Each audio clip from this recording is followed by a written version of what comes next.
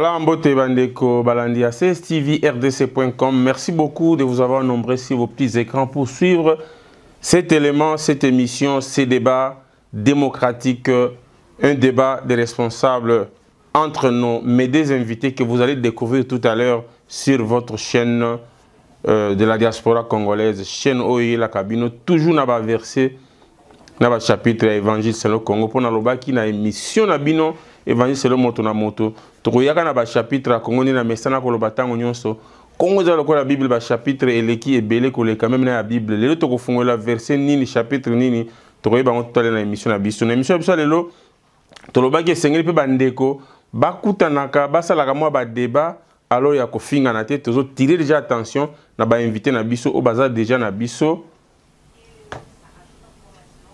na ligne oyo toko beaucoup découvert tout à l'heure donc tozali apona komeko kabula makanisi sika mundeko moko azali na bubungi mususu pe akoki kobakisa mwa makanisi pe oyo azali na bubungi azongi na nzela c'est comme ça nde tokoconstruire mboka lobi ndenge tokotonga histoire na biso ya Congo ya lobi à part oyo batongela biso totanga na baklasse bayela biso na bapaya mais nous devons nous-mêmes kosala histoire ya biso moko eno oyo bayelaki biso na bapaya donc na débat na biso ale toza na bandeko na biso mibale oyo tokosenga tout à l'heure va se présenter d'abord toza na mboka musika na mboka États-Unis na kati ya mboka Boston ndeko Edo bonjour ou bonsoir ça dépend moment bazolanda biso.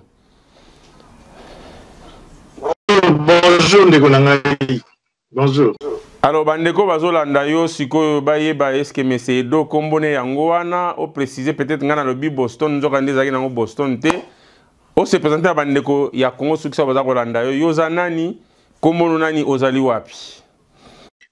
Kombo na ngai Edo Kombana nazali na Boston baninga bayebinga mes amis balobabengaka ngai naza vantard puis je suis un panafricaniste convaincu que c'est par un leadership nouveau, c'est par un leadership de sauvetage que nous allons libérer l'Afrique dans ce contexte actuel géoéconomico-politique. Donc, nous allons leadership et sauvetage et nous allons panafricaniste parce que la solution de l'Afrique est globale. Nous avons le même problème et solution. Nous avons un contexte actuel et économie géopolitique. Il y a un petit Afrique à genoux. Et c'est dans cette vision globale que nous avons la libération. Il y a le Congo qui est le moteur de développement de l'Afrique. Et c'est par là que le Congo, ce qui est télémi et qui est fait pour la domino et qui a entraîné ses 9 voisins. Et au-delà de ces 9 voisins, les 27 voisins. Et c'est comme ça que le développement de l'Afrique est au Salama. Et il y a un monde mondial, l'impérialiste, à Tibiso à genoux. Bref, voilà ma vision. Et merci. Merci beaucoup. Alors, Ndeko, peut-être, dans moi, question à curiosité, aux panafricains, mais aux quand même congolais, aux panafricains, bien sûr, mais aux quand même congolais, est-ce que tu voyez, ils ont moi tendance politique, est-ce que vous avez un parti politique, est-ce que vous avez activiste, Kakapamba, est-ce que, Bandeko Baza, vous appelez pour ça, d'abord, appartenance politique, nayo. Déjà, c'est qui me semble. Comme on a déjà combat dans mon konzi. Konzi, nazala suivre la mototé, nazala derrière mototé, je n'appartiens à aucune coloration. Ngai, nazali dans moto, nazo croire que nazali peuple. Et c'est le plus grand parti, c'est le peuple. Et moi, je crois na peuple, na ba idéologie. Et c'est en tant que peuple que nous allons nous élever en tant qu'Africains, en tant que Congolais, que toko sikola. Mboka na biso ke toko bundela mboka na biso nazala na parti politique mon côté nazala na sima ya mototé pona lingala benga o kimukala na sala ngote. Merci beaucoup. Merci beaucoup de la présentation. Alors to lekino na lombango na ndeko sénateur Poutine Tshisekediste déjà na kombo Tshisekediste vous comprendre que ndeko Edo azali en face na Tshisekediste. Alors ndeko Poutine bandeko bayebi yo déjà mais okoki toujours se présenter bayeba poste que bamisu pa mitunaki est-ce que kombo sénateur Poutine yango na kombo na ye azana kombo mususu te bandeko bazo yoka yo na place ofandi. Merci Nani maître de nom pour la question na yo. Merci pour invité oyo à Sengeli tout ndeko edo tout partager na ilelo.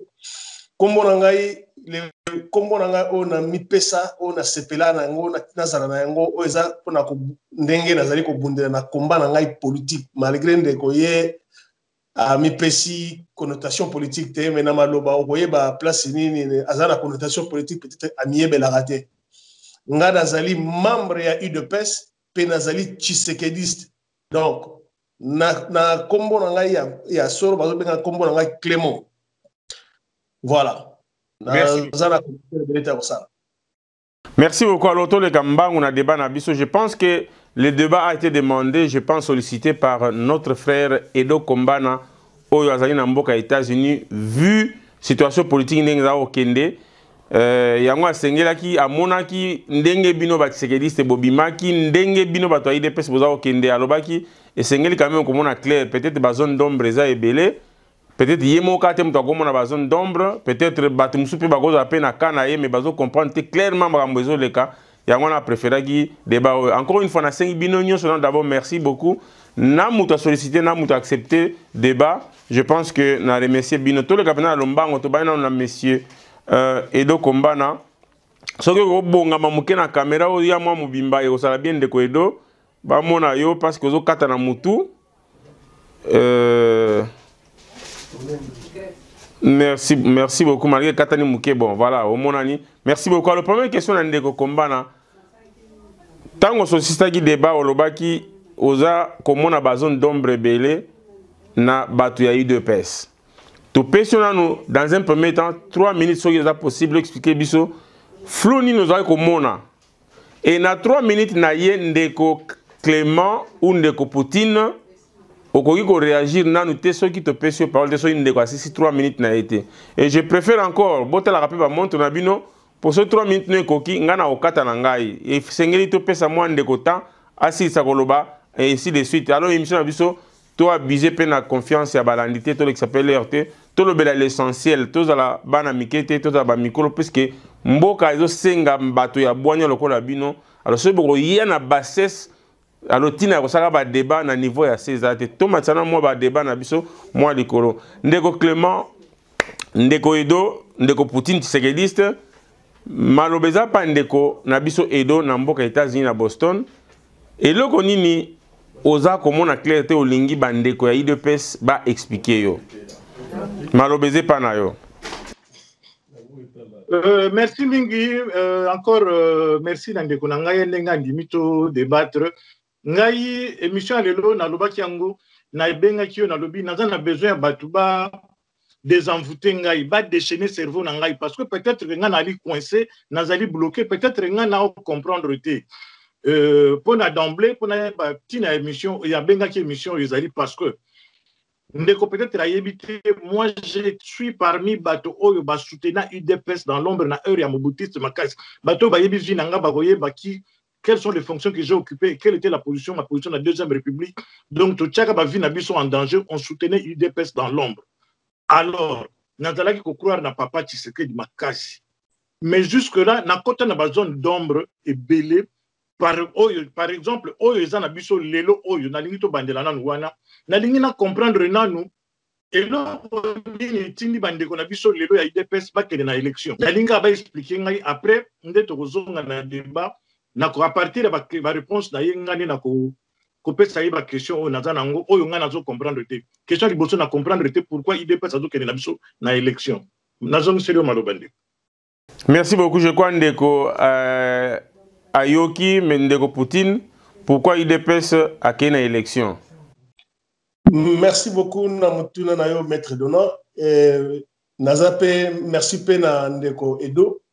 Na question na yatuni na kolingana limbolela eboy UDPS na lit na ye ezali lit ezali lit moko toza ko sala ezali lit non violent quel que soit tous ces formes so tolandi père ya démocratie na biso Etienne Tshisekedi même na lit na ye abandaki toza ko bundela état de droit quel que soit sous forme biso ndenge tozali tokotikala ko simbaka manduki ndenge batu mususu basimbe yango te. Totali ba solution nyonso oyo ba o bazwaki manduki na quelque ti ba yeko koma bazozonga toujours na démarche ya kovanda na mesa kosolola même bao basalaka baguerre ntango basimi manduki bake kosala guerre wana bazongaka toujours na solution na bango ke bavanda sur la table tomoni ke comment soki toza na posa ya koaide bato ya kosunga bato peuple na biso bien kobundela peuple na biso il faut toboma biso peuple wana makila ya bato etanga tomonaki yango na bato tomoni yango toza na baexpérience ya baguerre partout au monde baguerre nyonso wana ememaka bato toujours na table bato baye kovanda basolola alors UDPS na lite na ye tomonaki yango ke lite oyo ya leader na biso azali koprône toujours non violence et na situation oyo lelo na mutuna na ye ya kotuna ke pourquoi toza kokende na élection eza kolanda d'abord na devise na biso toya baparti moko non violent toyebi kaka ke mutu mpona koaccéder na mutuna mboka bien koaccéder na n'importe quelle fonction oyo ezali liée na politique tolandaka toujours ekendaka toujours na élection quelle que soit ya toute forme oyo tokosalela yango wana lelo oyo UDPS atali biso tosimbaka manduki te bandeko na biso basimbaka manduki baprometa biso manduki ti lelo bakenda eloko wana bazongeli kaka biso na position tozongeli lelo oyo UDPS atali na toboma bato na toluka moyen oyo tokokotuka ndenge ya koconscientiser peuple na biso mpo ayeba ke situation tozali na yango mpo etambolama mpo tosisa yango malamu il faut tokende na yango na élection peuple ye moko apona baoyo ye asengeli malgré ke toyebi ke baélection wana na ndenge ezali kokendele na ndenge ezali kosalela mais biso mpe toyebi ndenge nini tokokoluka ndenge ya kocontourne baerreur ya baélection oyo touti topase des élections na mboka na biso na 2006 na 2011 lelo tokomi na 2018 tosi tokoli tozwi ndambo ya expérience ndenge ya kocontrecarrer baoyo oyo tali na maponami ya ndenge ya élection parce que à part élection toza na moyen mosusu oyo biso tokoki koaccéder na pouvoir te mpona commettre voilà, monsieur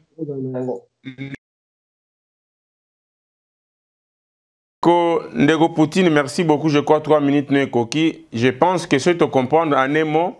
Pour la bino élection, c'est le moyen le plus simple, le plus facile pour que Bozoa, état de droit, Oyo, Bozali ko prôné depuis longtemps. C'est ça. Exactement. Merci beaucoup. Alors, Ndeko Clément, Ndeko Edo, Oyoki et Yanona question, on a évité, on a convaincu ou on a mois d'août. Nayoki esengo mingi ndeko penza abeti idéologie ongana zalaka na yango oyo ndenge makambo ongana lukaka na yoka yango wana penza na kotelaka na landango kuningela papa Tshisekedi ndeko na ngai soki na retenir alobi que bango bazali na basalaka lutte ya non violence na sepeli makasi na yebi ndeko alobi na ngai ke bango bazobunda po na état de droit na sepeli makasi na yoki ndeko alobi que élection ezali seul moyen oyo bango bakokende na baélection bakozwa pouvoir na sepeli makasi na elandi lisusu ndeko na ngai alobi ke élection bazokenda te eza na baimperfection bango bakotanga na baerreur ya passé na sepeli makasi sikoyo motuna na ngai ezali boye papa Tshisekedi l'homme qui prônait l'état de droit le premier docteur en droit ya université ya Kinshasa moto wana ayebi droit malamu IDPS oyo ezoprône état de valeur oyo ezoprône non violence IDPS oyo eza koloba bakokende na élection tokende sikoyo na maloba ya papa Tshisekedi avant kufa déjà za moto état de droit alobaki na biso to reconnaître sous ba institution oyo ezali en place te wana maloba na ngai te lelo nalobaki je vais pas parler des fruits de mon imagination nako parler na ba biloko banalise te nako sala banalise te moi je parle de fait ya liboso l'élection oyo avant esalama na état de droit toujours respecter droit les élections oyo bato mema biso ezali anticonstitutionnel élection eza ko violer droit UDPS bato ba pour na état de droit balingi to violer droit collectivement na bango dans sens nini les élections devaient se tenir selon la constitution l'article 73 dans un endroit maboko tiawa mais j'ai encore bonne mémoire et l'objet que l'élection est fait ça là 3 mois avant la fin du mandat du président actuel ça c'est ce que dit le droit et l'élection au mandat actuel président et s'il a qui le 16 septembre si j'ai encore bonne mémoire le 16 décembre et que les élections devaient être organisées au plus tard le 16 septembre. Nekonangai, ngai na sala démarche oyo to benga Martin Fayulu, to benga bato ya IDPS, bato nyonso nana zoloba fait, na koloba ba imagination. To sengaka bango le 16 septembre, le bango bazo belela carton jaune, oyo rouge to. Saisir Cour suprême, Cour constitutionnelle pour n'a pas interpréter l'article 73 et ça n'a pas conséquence nango juridique. Soki basali élection té, soki moto asali élection té, ezali violation ya constitution. Ezali violation ya constitution. Et la constitution absolue l'article 64. L'article 64 ezali clair que botele me la bat oyo bakozwa pouvoir na makasi. Alors, bande ko na biso nazali na vidéo ezali soki ndeko za na ba doute na ko bitela ye vidéo naza nango pembeni. Tu sais que il y a tellement Félix aloba na batu soki bobimi le 16 abi soki bobimi na batu boko kuta ye na nzela. Na yebi te ndeko na droit eloko na Félix atalaki alobi na bato badimba ça de la droit constitutionnel droit na bango au constitution petit bango que bato na batelemeli ba violer constitution. Félix alobi na biso soki to telemi donc akokuta biso na droit. Félix est plus populaire que moi, il est plus écouté, il a la masse derrière lui. Alors ba élection bango bazo mema biso ezali ba élection anticonstitutionnelle, l'IDP c'est état de droit. L'élection Oyo, je crois, 800 jours après la date normale, ezali anticonstitutionnelle. Et l'article 64 est si population, peuple, yo, yé, moutonio so atelemela bango. Merci, oui, na question kaka. Source à légitimité na bango élection, yeza nini. Aïb sanga source à légitimité. Je pense que Ndeko ba comme en retard Ndeko avant la parole, si on comprend bien en résumé, Ndeko alingo la Sabino na no bandeko ya IDPS que président Nabino le fait président Etienne Tshisekedi wa Mulumba, le père de la démocratie. Alors d'abord que beau me connaître ba institution wana. De deux, élection de la masque organisée à isa anticonstitutionnel. Mais maintenant apparemment c'est comme si vous respectez nous d'abord malobaye moko alobate et puis ba élection anticonstitutionnelle bino bongo kendango pendant que article mogozo pesa bato occasion ya kosala soki article 64 muto ayebi ndenge ezali koloba soki bomoni bato moko bazali ko déranger pouvoir basengi peuple akoki ko mata comme malanzela donc ndeko alingo pas national populaire pourquoi bino bo prôner ka nzela na pendant que même ye moko le fait président alors baki bo me connaître bo reconnaître sous ba institution en et puis ils a anticonstitutionnel pourquoi bino bo le droit de qu'est-ce qu'on dit état de droit comment beaucoup qui n'a pas élection na kansi comprendre préoccupation ndeko na landi malam na ndenge na répondre eboy oyo alobi effectivement toyebi que la élection il fallait ça en 2016 mais et au ça ba circonstances ça que les pouvoirs en place ba marcher qui sur la constitution. Étant donné que sur la Constitution, comme le président Zaki en vie à l'époque, il avait suggéré, parce qu'il n'a pas voulu que il n'a pas voulu que le sang coule. Parce que même le président Zaki n'a pas signé tant de Koufa. Et ce qui m'a dit très bien, au tali biso batoi de pes, sokotali bomona kindenge batumbaki batunakati ya permanence na biso. Bomoni ndenge bato bakufaki pona etumba oyo président na biso avant kufa atiaki na se mais eki kokoma te bamupe bayaki bato bayaki kovanda basengaki ke tokende tosolola toluka moyen nini tokokosala to organiser élection fiable pona ko éviter que makila ya bato etanga ebele. Alors tokomaki eyaki komema biso na oyo tozokobenga tokendaki na 5 oyo toyokobimisa accord. Malgré que l'accord est respecté dans son entièreté, dans toute son entièreté, l'accord n'a pas été respecté. Mais l'objectif n'a pas comment il promène parce que Zalaki, le dernier mandat, il y a président en place, après Souka, Nini, au moins la politique. Et ça, la décision politique, pour sauver Mboka. Nazali ko comprendre ndeko nga tanga za koloba naza ko remarquer déjà langage na ye ezali ya mutu na pareko mais lokola balinga ko bimisa caché na bango te ezali normal balinga ko mipomba mais ngai na mipombi tanga na membre ya IDPS et nazali ko soutenir action au parti na ngezwaki action au leader na biso avant kufazwaki le président Félix aye aza ko suivre ligne moko parce que ndeko ndenga aza ko loba wana azali congolais biso toponi to kende na élection monani po to yebi ke to zui ba disposition possible o yongo soko tali très bien to bandi ko organiser ba 2016 to organizaki to zaki na ba témoin makasi mais lelo oyo to sali nini mobimba commission mobimba za ko tala makambo na élection commission mobimba zali ko former ba to za ko former ba membre pona ko zala ba representant na carte ya ba bureau na biso de vote pona ko luka ndenge ni to ko contrecarrer problème na biso ya liboso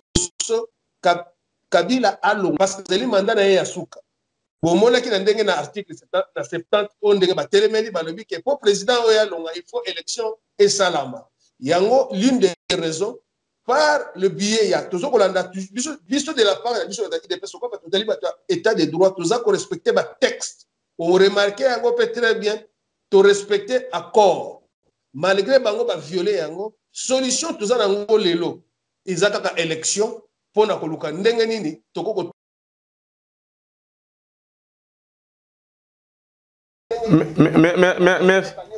merci ndeko me naina tuna motuna avana lekisa epa ya ndeko edo ozomona te ke na IDPS pe boza quelque part na moi confusion muke bolobi boza bato ya non violence tant bolobi boza bato ya non violence c'est-à-dire pona bino article 64 bokoki kosalela yango te bon. Deuxième question. Tant que vous avez de violence, président, c'est que d'abord il m'a créé Tanga.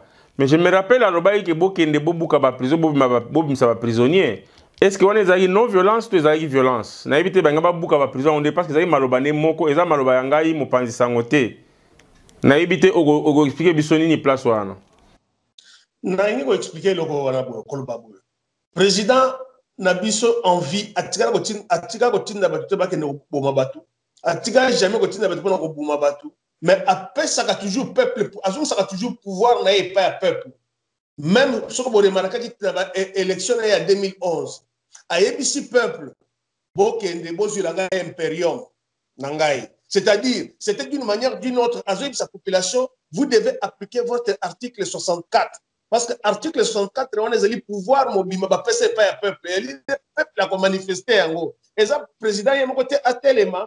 Abimisaka akende abimisa mtamtunda kuna ye ezali dynamique ya population batali batu par leader a pesi ligne de conduite abi voilà bokende bozwila ngai ben batu bazaka yoka kaka message na yete ezalaki sikoyo président abima ye moko akende kozwila bino imperium bino ne peuple ne mutapesa azoka imperium ayeko pesa pa ayeko pesa pa bakonzi oyo ya sengeli ko pesa.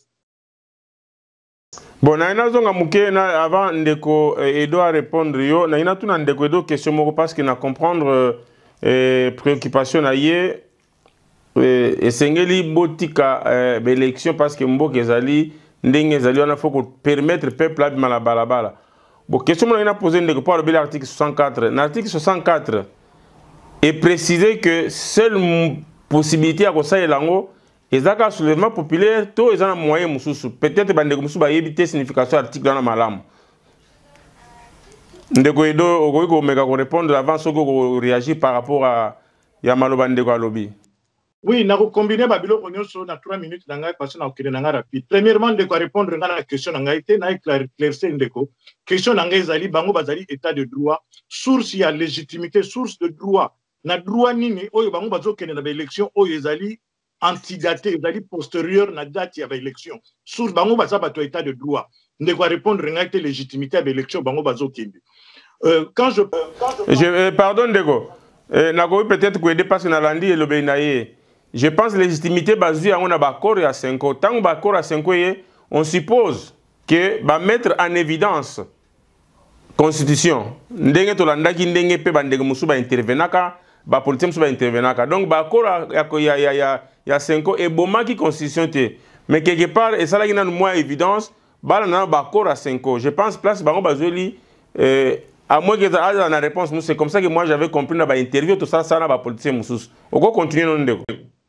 Merci ndeko nanga yangwana ozongi kaka na question. Mboka wana Tshisekedi ngana zali moto na ndimaka papa Tshisekedi. Papa Tshisekedi azali légaliste.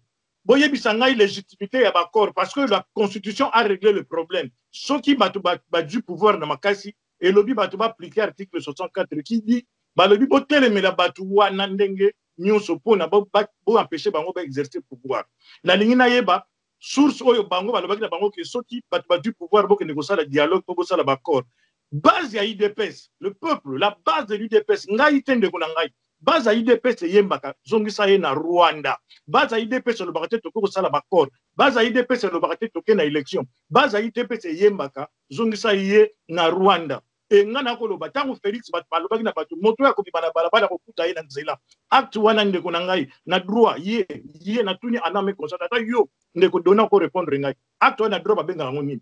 Donc j'ai deux questions. Source la légitimité ya bakor na bango, source la légitimité ya élection na bango oyo et puis côté le makoloba ke moto ko bima kutanga na balabala na droit bobenga rango ni Congo eloko acte wana mutasala ki problème ba sala yango et puis ndeko na ko préciser je ne suis pas un ngwandiste ngana linga ngwanda te na kinwa nazali parmi victime ngwanda mais soki ngwanda zo makambo na ye ngwanda olobi contredire eloko muni ngwanda alobi alokuta olobi na ngani ndeko ngwanda alobaki alokuta na linga ngwanda te na linga merci beaucoup ndeko merci beaucoup pour bandeko ba mona moi polele muke.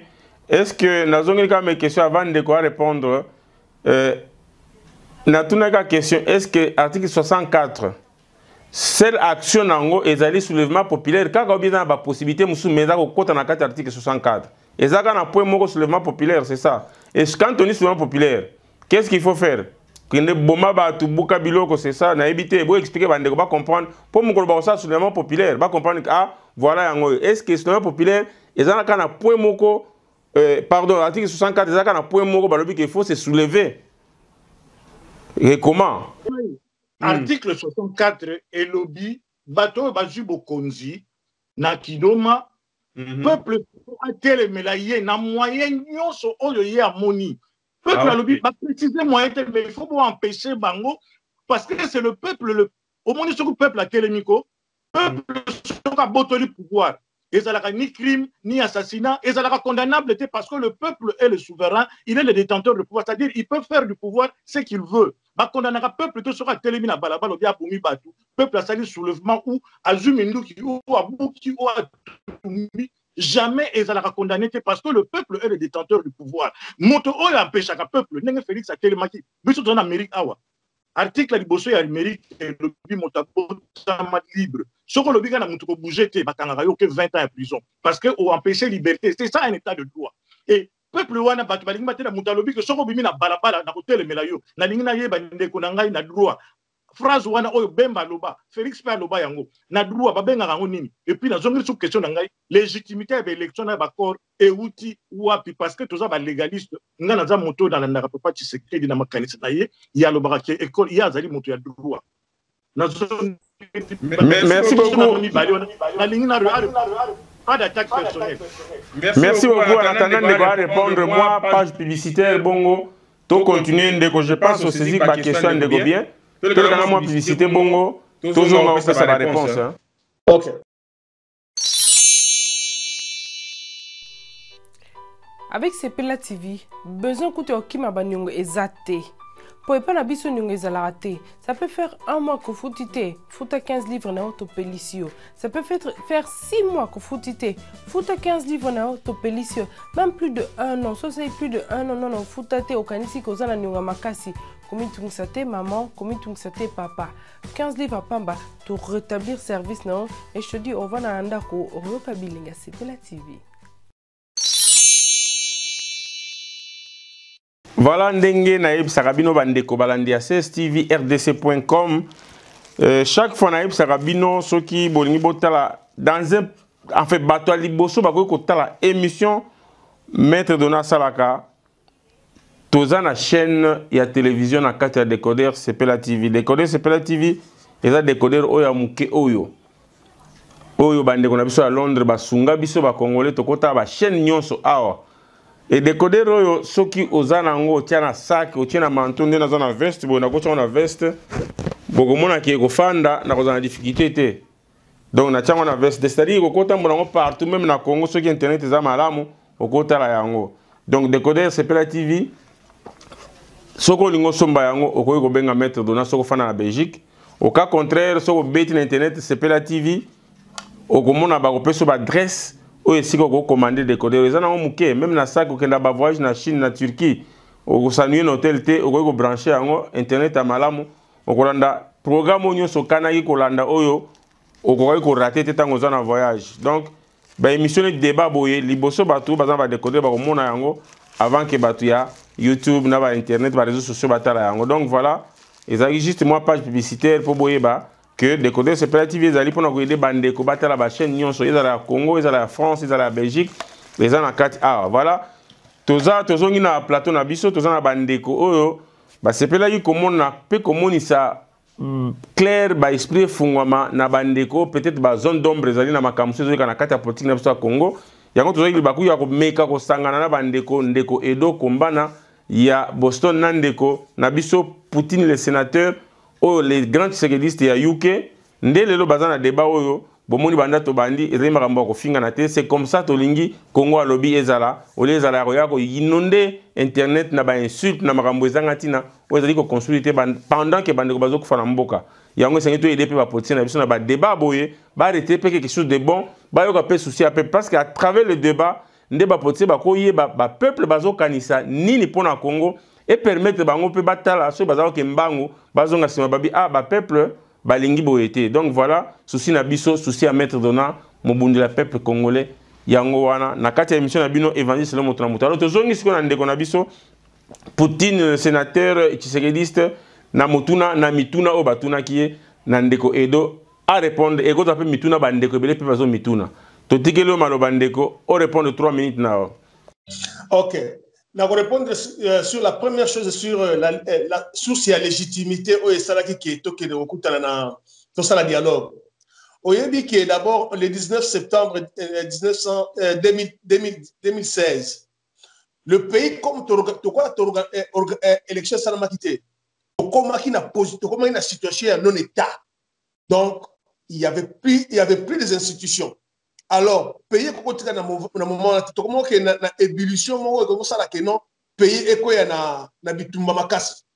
Or situation eko comme mabiso que tu se retrouver na Kabila mususu eko bimela biso.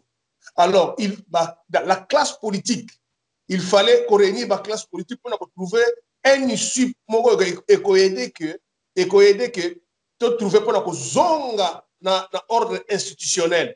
C'est la raison pour laquelle au monarchie le président Etienne Tshisekedi dans la classe politique na senko basangana ki bavandi nde ba créer ki cadre wana lelo oyo soko moni lelo to ko tana ba élection à cause ya cadre juridique wana ba créer ki ya accord ya senko na accord ne sali biso ke ngai na yo to vandi lelo to komi ko lobana likambo ya élection olinga ya ngote mais na yebi ke malgré ozolinga no olobi olinga ka papa Tshisekedi wana za important. Et ce que mutu oyo azali ko comprendre politique ndenge ezali ko kende bitumba papa wana ndenge ya bundeli je pense au mituna to ko mituna yango te parce que ce que le longa na zongeli na mituna na tunio à part sur oyo malgré ozo na biso na article 64 mais ndeko na ngai article 64 bazo ko pesa pouvoir de pas peuple ndako sala soulèvement yebi na ko yebi sa boyo soulèvement populaire ba préparaka yango te soulèvement populaire et ça na maka spontané soko tali même vers même la 1900 le 4 janvier 59 lorsque nous avons eu l'indépendance il y avait aussi c'était un soulèvement populaire spontané il y avait aucune idée qui avait préparé ça mais les lots auto au monde a responsabilité politique sur le soulèvement populaire il y a na mboka na biso Congo et comment le col neti que non il fallait ou soit papa Etienne Tshisekedi ndem taka il fallait abima ou bien Félix il fallait abima na comme place où donc il y a légitimité la biso ezaki tiré parce que après septembre 2016 on n'avait plus un état il y avait plus les institutions et tombaki alors pour vivre le col ba nyama na zamba te il fallait créer un cadre juridique pour na kozonga na cadre moko institutionnel yango to komi yango mengi biso lelo to komi kolobela élection yango SLP lelo OK Kabila a se présenté comme candidat. Nazonge pas ya président Félix a saki déclaration wana a saki déclaration politique a sa ko éveiller population pour de façon que mukolona tan comme peuple a tellement. Est-ce que oyebi que en septembre batu bakufa, oyebi que en septembre batumba batu nakati ya permanence na biso, nyonso wana ezali nini? Ezalaki bitumba toza kosala. Alors lelo oyo nakokamwa. Soki tokomi na makambo to komi ndeko. Malgré nga na ko répéter toujours na bina nga ndoko ozali mutu na pareko ata obomba elongi melikambo tembe ngai na ko traiter na ndenge wana parce que na maloba na yo na discours na yo yo na ngwana. Mais ndeko Poutine na évité pourquoi bino bato ya IDPS soyi mutu aye na vie contraire na bino il faut ka bo taxer mutu ya IDPS. Est-ce que mutu congolais simple ako ya pe na vie moko contraire na bino te?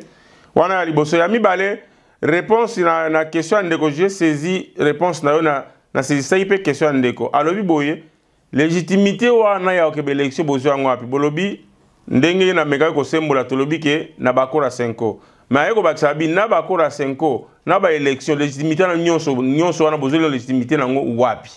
Réponse on répond dans clarté est-ce que soko kozongela en sous na répéter boye quand to komi ya septembre na bi boye au moins ba cadre juridique nyonso ba loi ba sala ngone pa ya bat ba loi yango nde yaka ko vandi de même ata constitution ba sala ki yango ba yeko vanda ba couler yango ba bandimi et ba vandi songo et komi na cadre juridique et comme vanda et komi ba loi c'était même situation nde kwa ko yebisa ngai soki eloko wana esalama kité oyo cadre juridique cadre juridique ba ko créer na à partir na cadre na nini na accord ya 5 soki basala ki eloko wana te soki ndo bazaki na proposition ndeke bata bandeko mususu ya pareko balobaka ke il fallait prometaka biso ke il faut likambo e poesi la forme nduki biso tolobi boye biso tolobi bato état de droit biso tozo kolanda loi tomoni ke situation mboka komi na situation oyo ndenge toko komisa situation mboka na situation oyo tokozongi sabona na tobima na cadre wana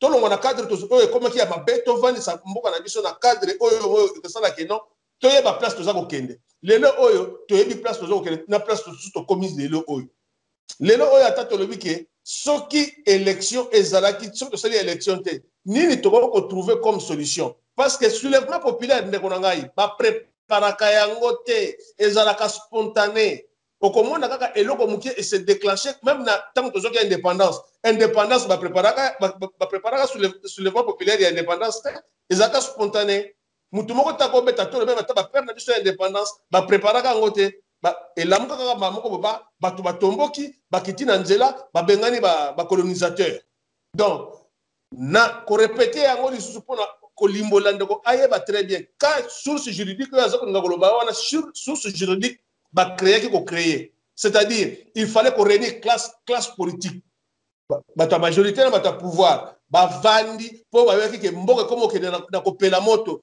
ba nganga nzambe bazalaki wana nde basungaki pe eloko wana eyeko bimisa o tozoko benga accord ya Saint-Sylvestre accord wana pe tango bimaki omonaki kimi ekotaki na mboka malgré parti au pouvoir ba respectaki yango te mais biso tozaki toujours na limite toyebeka ke biso cap na biso vers les élections ezala on ndenge forme ce que ça la élection biso il faut problème na biso ya liboso ke Kabila alongwa mais ba oyo ba monaki parce que zalaki wana ba o bakoza na solution mususu ya kopesa biso soko bazalaki na yango balingaki batia yango mais batikala ko lakisa biso yango te alors lelo oyo Félix alobi oya mukolo oya kobima akomona effectivement en tant que homme politique aussi azali ko benga abengi batu angasa nango yemoko te bomonaki bino moko te na 2016 Félix azaki na nzela abimaki na balabala omonaki batina bemise na balabala omonaki ebele ya bato bakufaki mais toyebi kaka kokondane mais toyebi kopesa ba solution te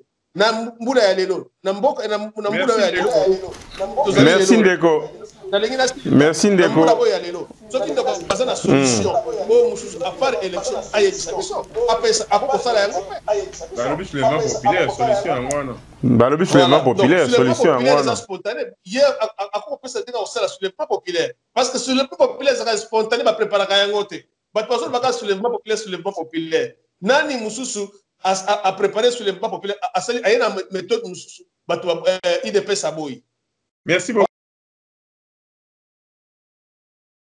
Merci beaucoup ndeko. Alors tozonga ndeko Edo na ngana tuna mutuna moko na ina comprendre en tant qu'observateur je ne sais pas yo peut-être qu'on a réponse aux ali penza mutu za kolinga ya chichimingi ndengo lobo za ko aider même tu m'avais dit que au risque même atana Mobutu parce que vous avez ko aider mingi na ndenge ya kuzo bon ezaki aide za ko te pas Mobutu te j'espère ezaki aide pour lingaki ezaki na part na yo mais qu'est-ce qui se passe que ceux qui ba politiciens mususu balobi makambo encre kulaka penza te mais ceux qui ont na IDPS il faut et le bama de gauche à droite même des morts ni le bana vidéo nanga moko bala muka et comme vraiment affaire nationale et comme affaire d'état et comme ko vilpande batu na habité yo en tant que panafricain en tant que militant on doit militer pour la liberté ya mboka wana au groupe ça biso moi raisonnement pourquoi ils ala bongo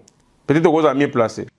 Merci ndeko nangai na ko recadrer sous ndeko na ko trouver un malsain de quoi continuer ko benga nga mutu ya pareko pour nga vraiment ngwanda c'est un démon pour moi mais alors la vérité mais c'est un démon na ko répéter sous ndeko démon pas encore la vérité mais bien sûr bon la Bible le diable a la Bible a tort il utilise la Bible il parle de la vérité il tort vous le croyez aussi vous le croyez hein au lobby croyez à payer au lobby au croyez à payer quand même. Jusque là makambo ngwanda lobaka na muni nanga lokuta te mais surtout comment la situation ezali grâce na ye nga lobaka Mobutu so ala vivant so akangi ngwanda lelo akobeta ye bambata po c'était le conseiller c'était son conseiller de sécurité et lelo oyo minduki bango ba pesaka ba Kagame na ba Museveni yango ebenga na bango donc s'il n'a pas vu venir loin donc nga lobaka ngwanda zali bato amonaki musika te donc makambo asala qui est rattrapé donc c'est pas quelqu'un donné des conseils mais ce qu'il dit est vrai. Et ça, le longa la méthode n'a pas dépassé. Et ça, le papa na commune a mettre la machine à dactylo à Kala. C'est pas parce qu'il a fait 20 ans à commune que ce qu'il y a de l'autre technologie comme l'ordinateur, papa n'a pas de touche. Voilà les parenthèses. Na cinq sous un peu de respect mutuel. Nga na zo respecter Yazamuta IDPS qui respecte que moi je suis un panafricaniste. Naza ko répondre à la question na yo pourquoi Batu naza koloba na makambo oyo oyebi nga nazo ko inventer biloko te nazo parler nga na ko continuer ko croire na mutu te par exemple toloba ndeko na ngai tozala batu ngai na fandi pende ezali na biloko zo leka na télévision batindi ngai te bayebisi ngai te je vois Tshisekedi du Félix Chilombo bino bolinga ba benga na kombo papa na pesa ite Chilombo Félix kombo papa na pesa ye Azo le canantene ya fille ya journaliste sur Sylvie Bonso qui n'a eu mes vidéos en nazana yango parce que j'ai préparé toutes les vidéos. Alobi na batuke yé atanga na pesa exemple. Ngai na yé na zo bisa yo na ngai ndeko dona yo na ngai to fandi awa na yebisi bino ke nga na singisa na ista na salaka médecine na ista. Na zo lo batu ba ko landanga e bino bandi ko défendre ngai. Donc tango batu ba lobby que ce garçon a le kuta. Na yebite tango bino bozo défendre ngai nazo lo bana bino ki nazwa diplôme na ista ya médecine bozo défendre ngai yo tango bozo défendre ngai na yebi tozo changa na mutu na ngai bozo kansanga na zana kokoti na mutu to nazali na nini na yebi te ya soki mutu oye osali CV olobi na biso par exemple que otanga na échec ndeko na ngai pesa biso diplôme oye olobi mutu ya bebe atanga na Académie Royale ya Belgique ya Bruxelles mais yebi sa biso Académie Royale ngo ese bele oyo wapi ndeko na eza makambo nazo fabriquer te eza biloko et outi na monoko na ye azwa diplôme ya marketing de communication na institut na CCF ce n'est pas moi et quand je vois Montagnana na Bolivia comme président na biso ba kotier tout na yebite atwana soki yo lelo dona nga na ye na lobi na batu na tanga na yista na zwa diplôme ya médecine yo bande défendre nga o mimona ngani ngai na otalo na zo mono zanani na yebite yo dona tunyo question de ngai yo dona o mona ngai nani soki nga na zo ba bloka ndenge na yo zo défendre ngai émission zanga na fabriquer te na zo inventer l'autre te je parle de fait vidéo ezali soka tite na balancer en tout de suite là mais ndego on a atanga na CCF à sala marketing de communication alors que section wana existe à la place ya lobaki je crois que mutande pour défendre ngana zo fani bona zo yoka na lobate parce que ba kobenga ngwa liste ndeko nanga abenga nga comportement wana na moitié na bana ne ba kotala ya zo défendre moto a conscient public ye mo na place bon atala ngai na tazo tala ye et puis ayebi ndenge ngana zo kanisa sikoyo ke o défendre moto yo biso azo ko sa to mona et puis ba mensonge c'est belé je vais aller Pourquoi tu commences à compter doute? Parce que dans le ça y est, plus de 10 mensonges. Plus de 10. Mais pour être modeste, dans le ça y est 5. Donc, ça était comme ça à répondre Mamogo. À répondre, on a dit Bosso. On a total ailleurs en fait. On a défendre moto, il y a Techi d'Avantenne, à Kosi, à le Yosiko Tata na bande responsable. Au bout de tout ça, c'est un garçon très intelligent. Il est vraiment, dans le monde, même, il est éloquent, il est très posé. Sa tête, on sent qu'il est responsable, le père de famille. C'est un garçon qui réfléchit. Allez, Nga Edo, combat, maman, Nga Edo, pour rappeler que Nga a 2 masters. Pour la arrogance, c'est tout le baraté. Si on a la fin du bout, montazo les cas, à au cause sangai, allez yo zo défendre nga.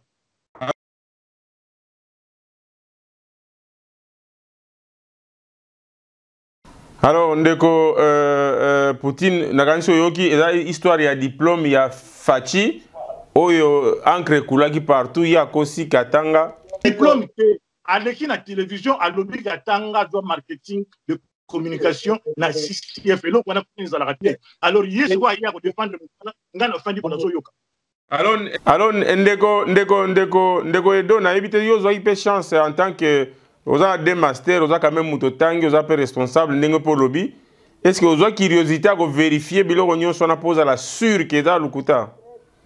Oui, la vérification vidéo ils sont petits que tout de suite là je vous balance cette vidéo. Tes vidéo ça ne dit rien. Vidéo ça ne dit rien. Biso tout ça la vidéo est-ce que makamis to le bagaza? Parmi les premières personnes oyo ba benga ngai na ko biso siko que ba proche ya moko Félix ba benga nga bazala bouté ba indigne bazana Boston na par pudeur na potanga ba komo na bango te bazali ba pire bazala choqué balobi na nga mais pourquoi azoko côté sa partie na buzoba et ce qui tembele kinga na ko tchaye à la pluie batuana parce que kaka batuana ba kozala mal lésé ba ba ndeko na ba camarade na ye propre bazala lésé nga ko na ye ba ngote ba ko benga ngai to benga na école wana ndeko kobo santé que Tshibala azalaki penza pire Tshisekedi matrahi le premier ministre. Alors ndeko Poutine okoki ko répondre na motuna ndeni motuna bino atanga te mais azoya kosa bato na télévision ki atanga akosi école marketing de communication la CCF alors que asala yango te. Donc cette option-là n'existe pas là-bas. Merci beaucoup. Alors, Ndeko Poutine à répondre. Tu peux essayer maloba. Tu as 10 minutes en tout cas pour conclure na maso na biso.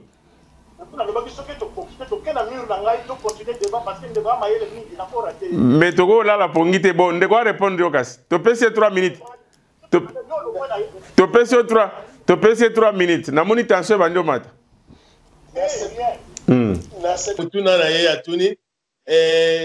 oyebi ke na sepe na mutu na tuni mais pasi nanga ezaki ayebi singa za na 2 master ndeko nanga ayebi ke source d'information na liboso eza biloko utalaki epa ya Fabien Kuswanika mutu ya nani Changu TV mutu yake na iloko wana yoka na yebisa yo ngayo nazolo bana yoyo nazali étude na sisi na poto na tangi na université na koyebisa oboye au moins na université université en Europe, la faculté est à la statique. Na faculté on a na université, on a sali ingénierie industrielle, ingénierie industrielle, spécialité dans l'alimentation et l'énergie électrique. Si qu'on a université, au moins on a faculté, ce qui na faculté place on a na silisi, na ndenge ezaka liboso zaka électrotechnique, électromécanique, ezaka su ndenge wana te. Parce que ba tia appellation mususu. Le président Félix a été clair à cela qui a mon Sylvie Bongo. Mutatuna kaye mutuna wana. Na yebi vidéo zoloba. Alobi non, azaki pe clair. Alobi ngai na silisi. Apesi adresse ya école, apesi na école, alobi boye. Na koke boko ne ko vérifier. Ye boko pa pesa la liberté ko ne ko vérifier wana. Ndeko Fabien Kuswanika soit-disant na ba analyse na ye. Aye kolobake abengaki école na bazo ko répondre te a vérifier que école wana za ko exister mais akei na website ya école wana na site ya website wana atala ba faculté wana amoni faculté ya communication te nde place na monaki ke Fabien na ba analyse na ya koyaki. Et j'ai compris aussi que dans le sens que Fabien n'a pas étudié en Europe, dans l'université d'Europe, à Tangi na Congo, tout ceci, cela. N'a pas fait ce exemple.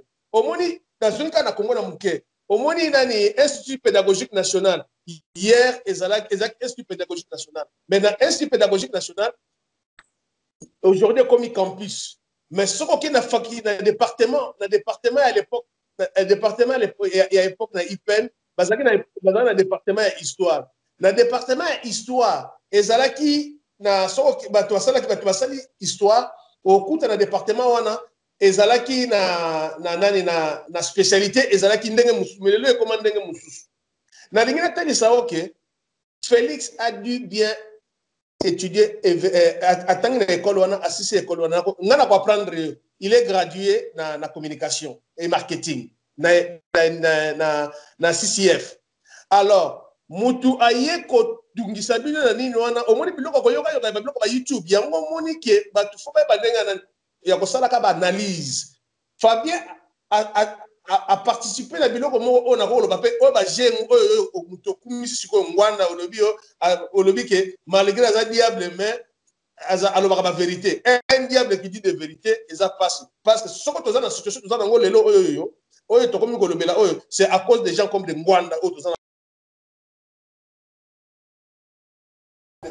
mais ndeko siko expliquer ça clairement siko comment ndenge a pesa qui combo ya spécialité ou bien option ana mais ba vérifier ça souté qu'est-ce qui s'est passé normal na ba université nani et puis assis ça qui année nini Félix assis des années quelle année assis kala et na kala wana assis wana ba faculté na ba université en Europe ezalaka statique donc c'est-à-dire ezalaka tektika kaka ndenge wana communication on change mais option ou bien spécialité éthique à la même ce qui est normal et puis nous connaissons ça la passe na biso batu oyo to vali na kati na bamboka oyo ezali évoluer tozo ko mona ba situation ndenge za ko faut pas ndeko lobi azana démaîtrise c'est que eloko salinga moi pasi eloko wana fallait me pas na ye yenda ko la équivoque wana alors non ndeko Poutine est-ce que na ndenga na comprendre to lo bakelelo soki faculté moboye eza ko lobela makambo biloko akolia mais batali bamoni ke na biloko akolia wana to ko bakisa menuiserie na kati alors regardez sous combo ya makambo biloko akolia te po menuiserie koti bako changer kombo po esangisa na biloko akolia na menuiserie est-ce que olingo lo bana sans wana bongo biendeni non omoni basala kaboye omoni basala kaboye bako tika spécialité na kati eza ndenge wana mais titre ya likolo parce que ba tchaka na ba website eza eloko musuku na okotala yoki mais ona nazonga dans les communications ezala kabino tolongola communication mais et communication ça na kati et kozala eza eloko boy ce qui est normal ba faculté a ezalaka teketika donc ezalaka selon demande batalaka nombre ya ba étudiants au besoin ya ba faculté ya monde ba faire fonctionner ba université la bango ezalaka statique te mais yango na lebi ke désordre oyoyo yango moni ke yende kwa uchi koloba ke abengaki mendeko oyebi makambi ya data protection c'est-à-dire ko protéger ba détail ya mutu okoko benga université te par exemple otu na bango par exemple que non monsieur Edo atanga na université bo bazo ba pesa yango jamais bakoko pesa yo parce que za ko garder identité le seul oya ko sala ke ko demander information tala au moni gouvernement na Kinshasa pouvoir les na Kinshasa balingi Félix te soki Félix ezaki azalaki ke akosaki eloko akosi mais yeba yango que balingaki batika ite banga balandela ekuna balingaki balanda tina université wana balingaki lokola ezaki état bakopesa ba information mutu wana ngai oyoyo nazali te komela Félix Mbondo tala batu o bayaki koyebisa yo ke no Félix camarade na biso boye na boye tomoni na ba camarade ya Félix bango bakoma ko tuba ye na mitonga nini ezolakisa ke batu na yo o wana baye koyebiso masolo bango nde bayebiso vérité yo mutu za na démaîtrise mutu ko tangisa batu na bi non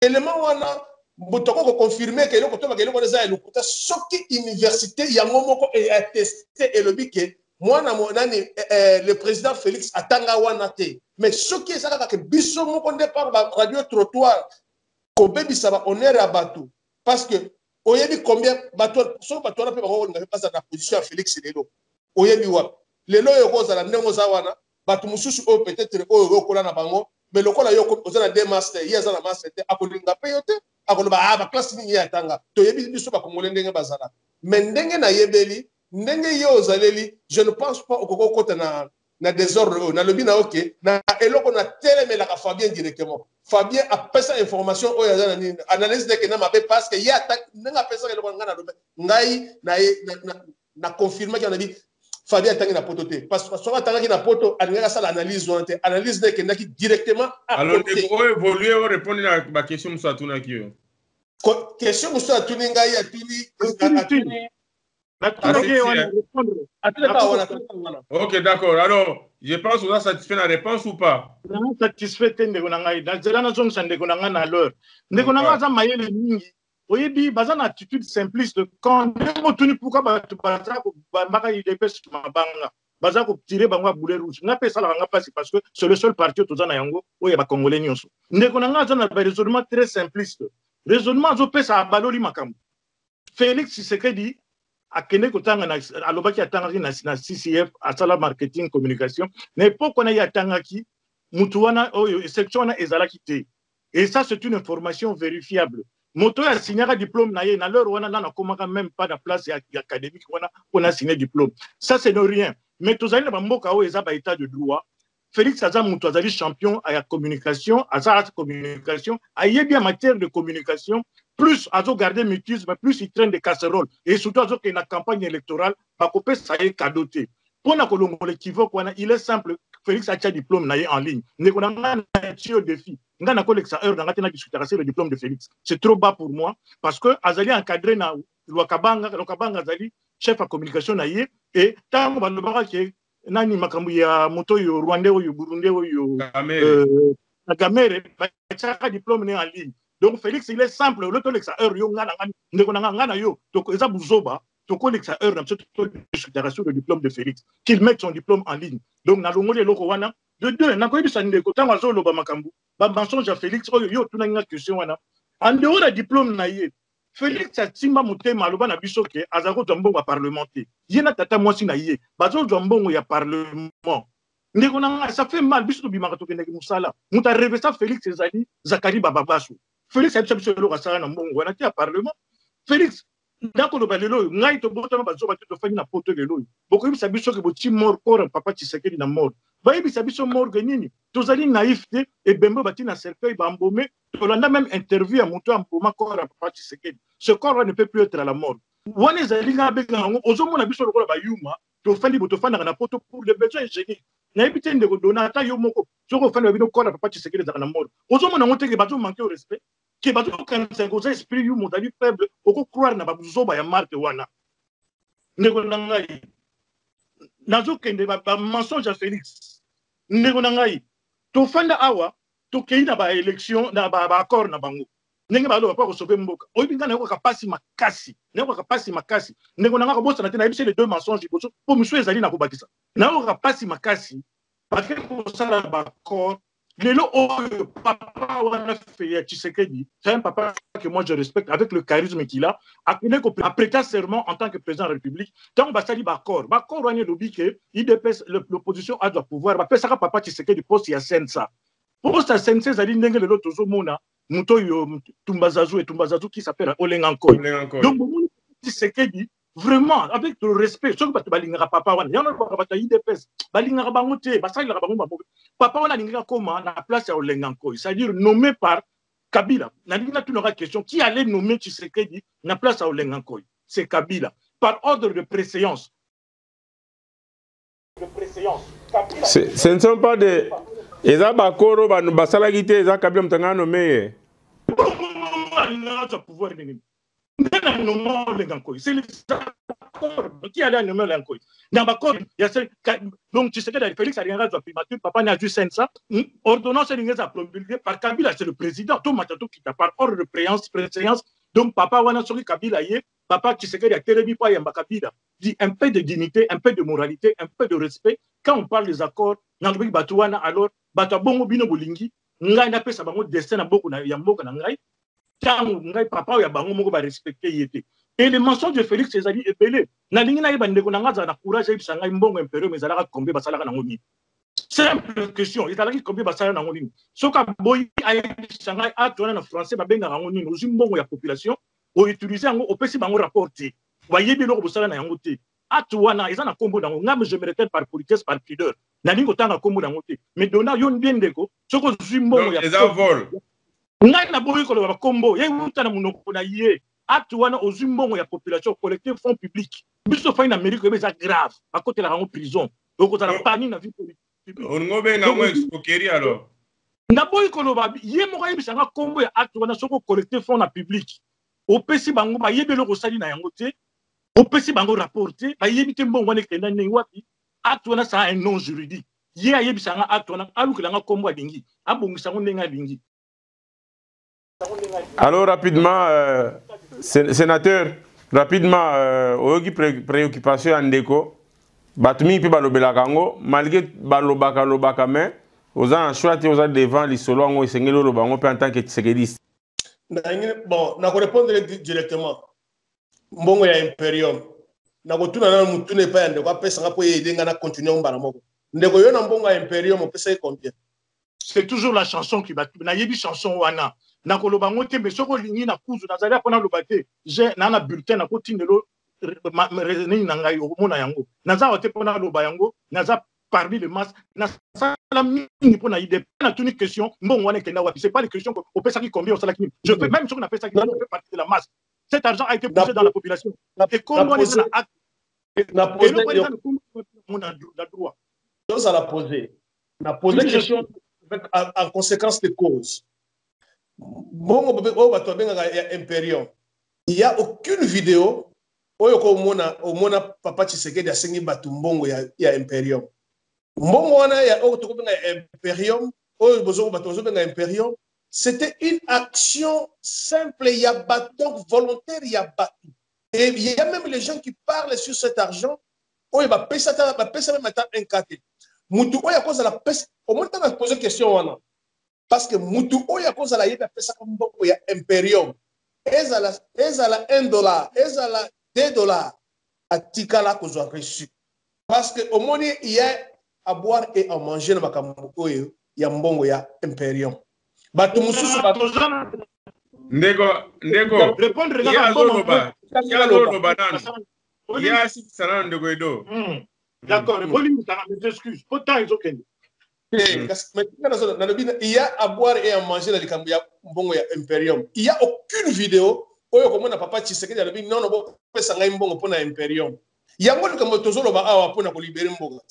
Tshisekedi le président Tshisekedi alobi bokende kozwila ngai Imperium alobi na peuple ngai na sina prêter serment na ngai nazo c'est le peuple aya kopesa ngai Imperium ayebisi pe bino bokende bokangela ngai Kabila ligote boyela ngai ye oyo ne sokoyela ngai akozala récompensé ndeko nanga vai na kati na Boston otikala ko vai na kiti oza kozela batu mususu bakende ko bunde bakende ko ngelo Kabila bayena yo olio yo ozwa pe avion okitati oloba ngai na kokenda okanga Kabila na ye rien na tuni yo na mbongo ya Imperium yo opesaka combien parce que eloko wana comme spéculation ngala ko yebiso na mboko na zali na Angleterre batu boni bakoko telema balo bapesa mbongo na Imperium bapesa mbongo ya Imperium ezaka makelele ya wenze et puis babalangage wana ya kabinga na ba résistant baleki mbongo mais na kotangela yo bozana batu na bino mususu wana ngwanda récolter bas combien na maboko batu nazoka ko libérer mboka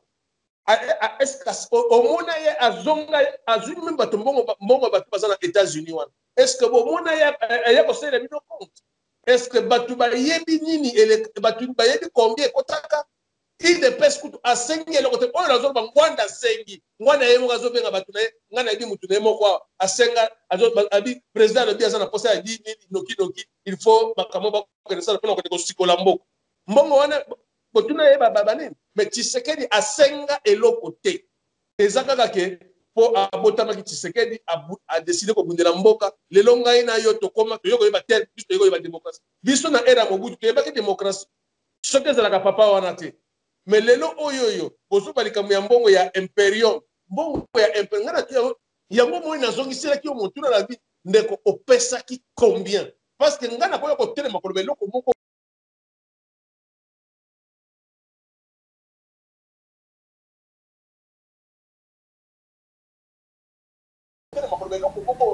bon ndeko Poutine Ndeko Poutine, yebisa biso mbongo na siku eza wapi? Yo za Tshisekedi. Ngana zali membre ya UDPS. Membre ya UDPS et Tshisekedi. Na lobby na yo boy. Ezali batu ya ba bonne foi oyo bayaki ba pesaka bani na bango na ba représentation.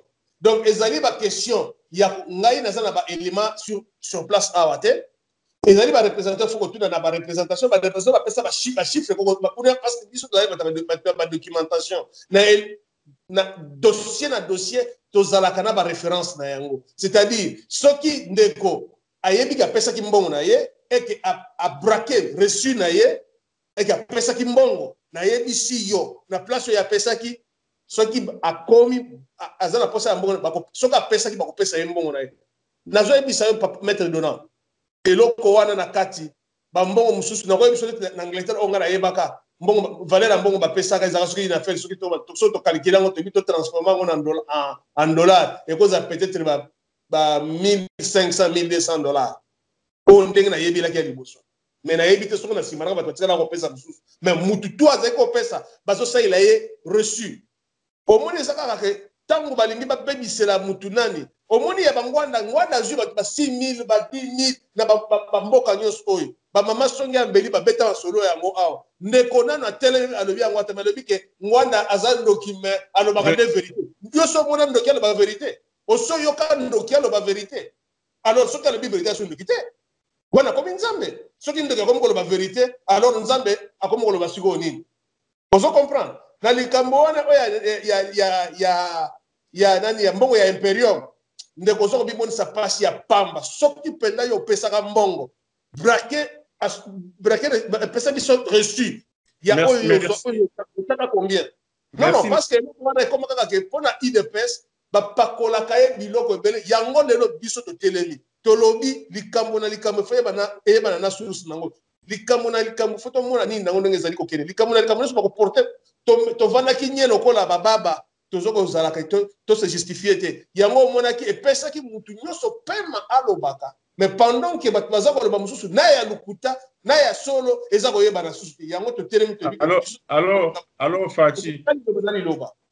Fati azozwa mbongo parlement barevesaki ye na Zakari yo lobini pendant que asijaka susu te président Félix a sa répondre eloko oyo ya likambo mbongo ya parlement deux fois na ba vidéo ezali alobi boye na debi tango bafuti ye même tata mwasi ne peut a répondre na debi tango bafuti ye a décidaka boye mbongo na ye mbongo ya salaire na ye ekendaka na électorat na ye na direction électorat na ye ndaka bata mboka place ba vota ye après tila ndenge mbongo wana katana ayebaka susu mutuna makolo te mbongo ezaki teke yazo ke ko toucher non mbongo wana ezaki kolongwa ezoke na électorat na ye place ba vota ye na kama kama pa ba électorat ba vota kai na Kasai nde place mbongo wana ekendaka oyo bazaka oyo yaka salaire na ye mais mutu oyo alobelaka ye lelo azo ayandis ye ndeko na ngai edonanga vandi wana ayandis Zakari na États-Unis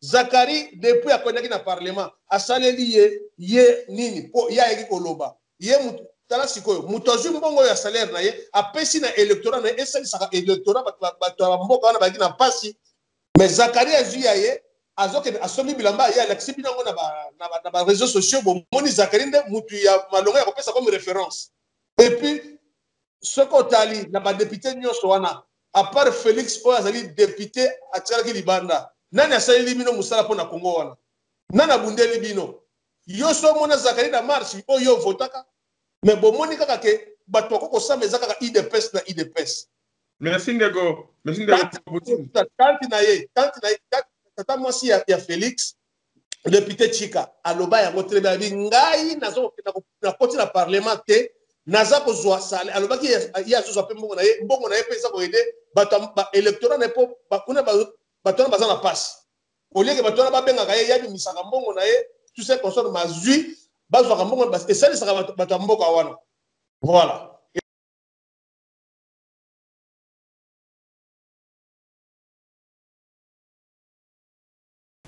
Merci beaucoup. Merci beaucoup ndeko nde tolobaika ngongezo pusana ndeko edo nangana tuna mo mutuna mo wepa na yo Toujours les autres qui ont un cadre, on a tout à l'heure, on répondait un peu bien. Pourquoi quand les banques, les autres qui ont un parti, parti, c'est belé, tout le monde le va faire un gros poisson, na kanso ko boya ngote. Azaki na boloko 10 ans, mais abimi a kepa bendi a yembongo ya Sénat, ce qui est un million quelque chose. Mais eloba mite na ebite analyse non, azape opposant, analyse non ezani na la situation. Bien que tu sais moi parenthèse pour na IDPS. naza toujours sala autopsie à IDPS. Ngana mutokola Bemba na lingaka Bemba te lisusu na ko répéter bino parce que Bemba quand il a pris les armes, il est allé tirer en Bandaka, il a tiré sur les Congolais, il n'a pas tiré sur les tomates. Il a tué mes frères et mes sœurs.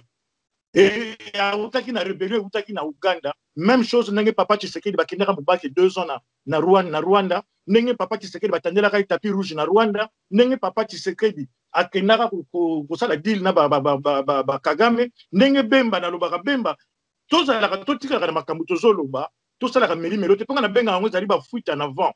Comparer des choses comme ça, bah, unité de comparaison. On ne compare pas une bêtise, reste une bêtise. Tant que Félix va tourner comme un bon, jusqu'à ce que Félix. Alors, quand on compare, c'est une bêtise, mais quand on supporte un Satan qui parle la vérité. Il ne faut pas comparer une bêtise avec une autre bêtise. Nalobi que comparer la bêtise. Nalobi comparer Bemba. Il n'a pas tiré sur le tomate. Bemba a des comptes à rendre parce que Abomisa Batuna Kinshasa. Et Bemba, quand il sera mené rébellion, Kabila a mené la rébellion à Kinshasa. A Beka et Massassi na Kinshasa. Il n'est pas allé tirer Nambandaka Soki na Gemena Soki Wapi.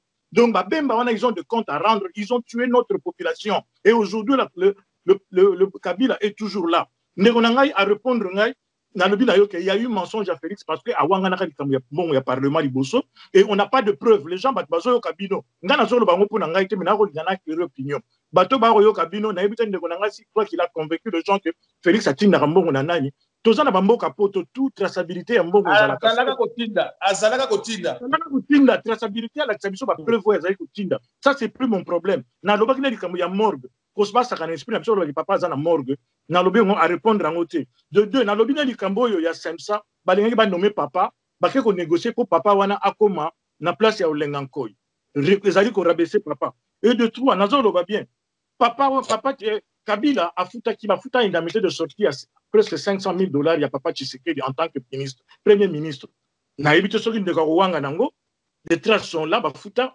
Mbongo, en tant qu'indemnité, le Premier ministre est sorti. Pendant que tu as vu que les travailleurs ont fait maraté. Et qu'est-ce que vous voulez que la population pense de ça?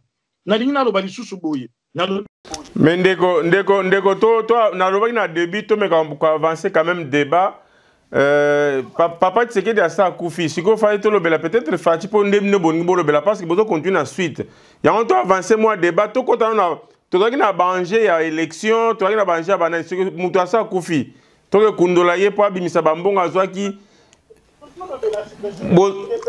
vous parlez de preuves, ba preuve na bino ezala souvent de na mona ezala da IDPS za bino ba résistant ezala kaka ba vidéo ba to basala ka. Je ne sais pas ce qui tokelo na justice ka ba vidéo yango ba preuve. Preuve matérielle ezala raté.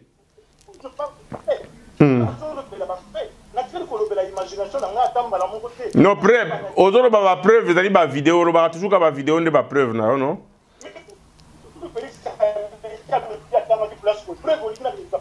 Ok, tu as évolué pour tant et autres, bon, préoccupation, non?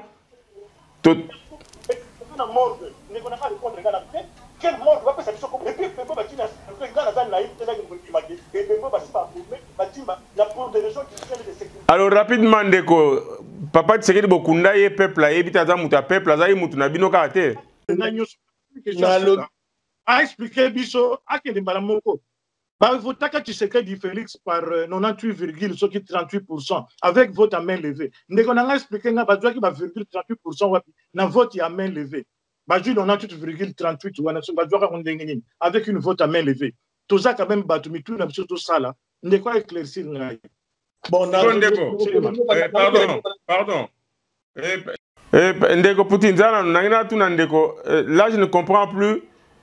Est-ce que le débat on a na peuple et azo bénéficier, c'est comme si tu travaillais interne car il y a eu de pèse, tu quotidien na cadre interne. Moi je pensais peut-être que ma débat que peuple à se retrouver dans le niveau, mais c'est comme si quand tu viens dans la situation interne à IDPS, il y a un mot, et non peuple na IDPS. Apparemment, on a comment sentir. Je suis la population, j'ai des questions, ok, on doit répondre. À répondre, c'était juste quoi moi que on doit répondre.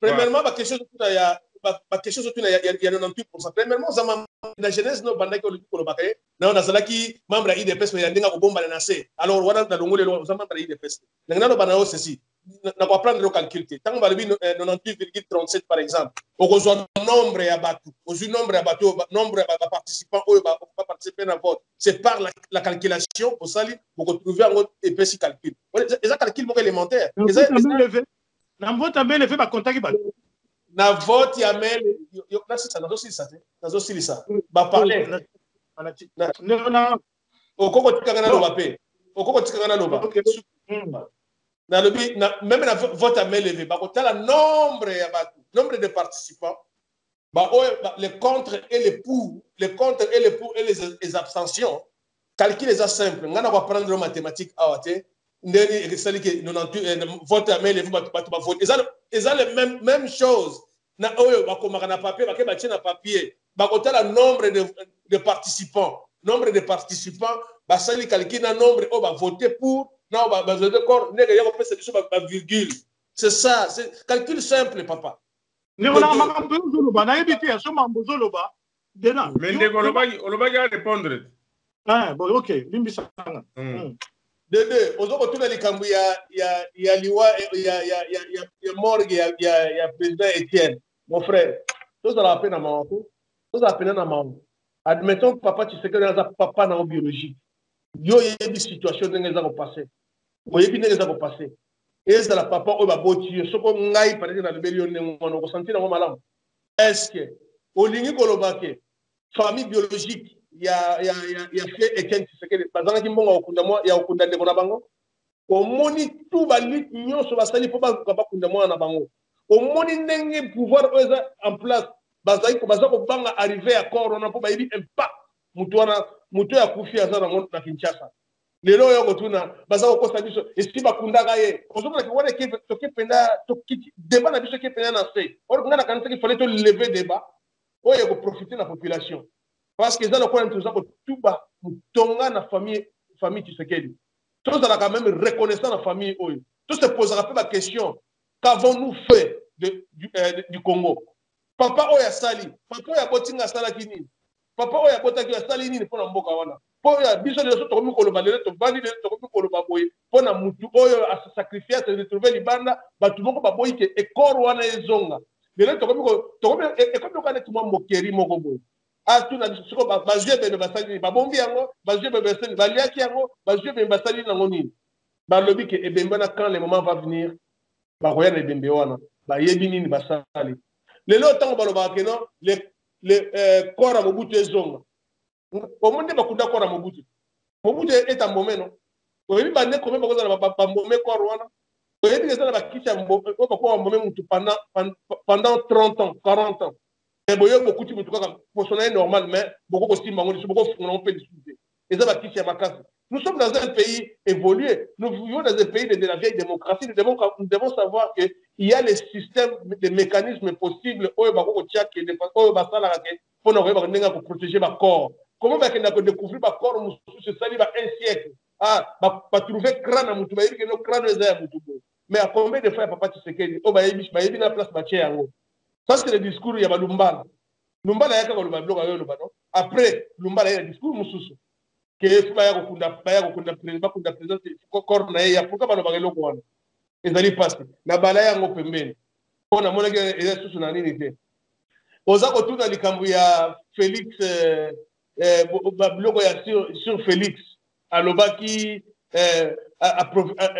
ndenge nini tokoyebaka ya solo ke bambongo wana ekenda kuna tout cela papa sikoyo Félix n'est pas congolais Félix parce qu'il a droit que azaki élu député oui ou non oui azaki na droit que ceux qui à côté de la droit kolia mbongo wana te oui ba musu bazala ba congolais musu bazala droit kolia Zakaria azala droit kolia mbongo wana posta ela eloko moko te Mais Félix, il est à côté de il est tout ce qu'on s'en a émission place au monde mais au côté on va vraiment autour du cambi à 500 est-ce que 500 on a oeza la galelo et ça 500 oyo to bongisa ki yamona émission que malgré l'accord n'a pas été proprement dit to lobby que ton limite que na kabila tina suka ndenge na poto me na élection to me na élection faut makambo ko sila élection aluka akende c'est ça.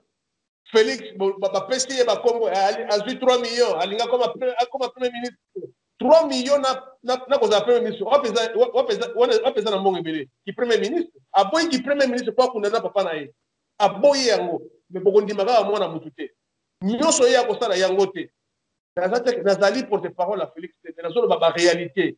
Na photo za la rationnel. Tout le monde m'a kamunenge zaleli. Tout ça na motema mabeti na niveau wana. Si tu pas mutuko na papa Tshisekedi. Est-ce que famille Tshisekedi baboyi correcte comme na Kinshasa?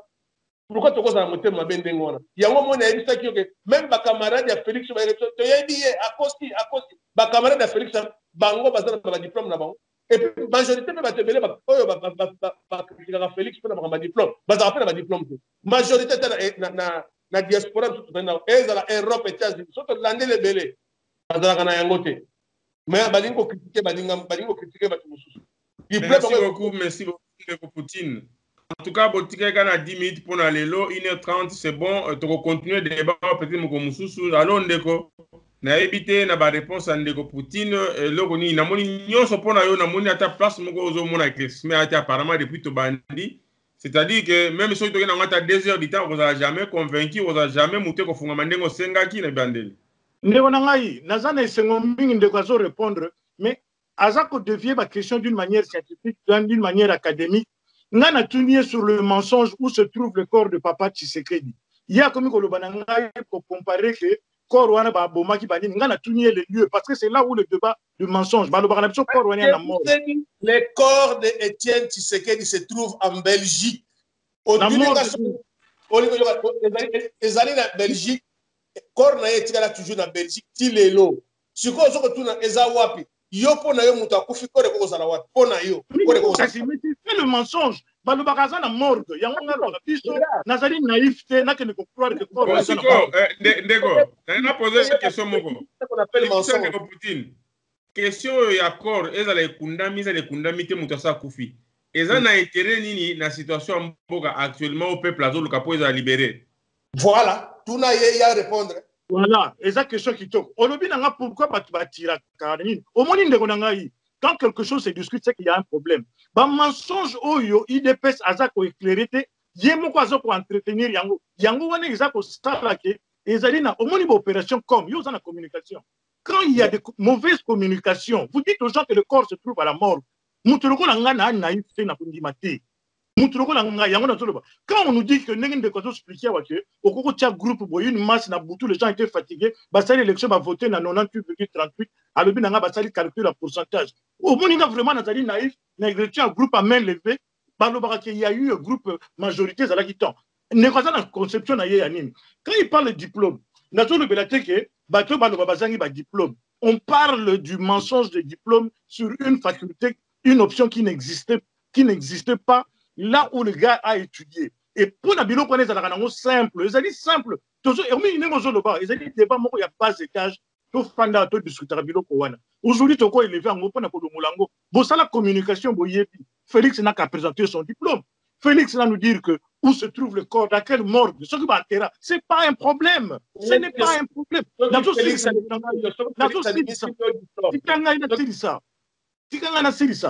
Ce n'est pas un problème, le lot équivoque. Ce n'est pas un problème. Ça nous fait mal. Ça nous fait mal, papa. Nazongeli même question nanga sikoso ba yebisi bino ke korwana bakunda yango toeza na morgue. Et ko changer ni la situation à Congo. Nous sommes en politique. Quand les mensonges, les gens croient que vous êtes en train de mentir. La politique, au moins même Obama, quand on va dire qu'Obama a l'Amérique, Obama a dû exhiber un certificat de naissance na yé. Exactement, Obama a dû exhiber certificat de naissance na là on comprend, mais question nanga bande ko bazola ndabiso vidéo etikalaka. Soki lelo balobi que voilà président Tshisekedi bakundi ou balobi que za na morgue. et qu'on change la situation politique à Congo. Congo. Répondre à la question pourquoi les gens vilipendent l'UDPS. L'UDPS point il appartient à la responsabilité de l'UDPS pour que sa image y a parti qui est un grand parti pour nous tous de sauver ce grand parti qui est parti congolais qui est en train de sombrer. Je ne pense pas que vous avez envie de sauver ces partis parce que quelqu'un qui veut que pour le leadership nouveau. Nazara fanatique de Malandangoulou à être derrière le gens, surtout quand je ne vois pas clair. Nana ko biso ndeko nanga na ko choquer yo. Ngai na ko linga papa Tshisekedi. Voilà tellement ba résistant. Voilà, na ko choquer bino par exemple que biso ba oyo biso ba kombo ezanga griffe lelo oyo Félix bango bazo bénéficier na ba système wana ngana ko biso ndako ba Félix alimete ezalaka ndako ya Erzaï ndako na bango ya boulevard du 30 juin ezalaka librairie ya Enda basalaka société Maraline bazo ba mbongo ya batu na Kinshasa wana basikuroka ba parents ya batu ndeko nanga ces gens-là ils n'ont existé que parce qu'ils ont un nom bien nazo fabriquer te nazo betala bino masolo ya balabala te nazo fabriquer bino masolo te je parle de fait et ce parti-là c'est un parti national.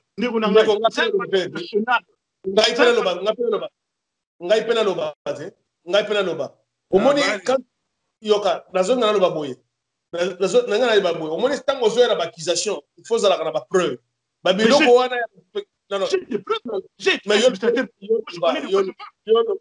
yo lo binga na tito to lo baka mo to la parole to la parole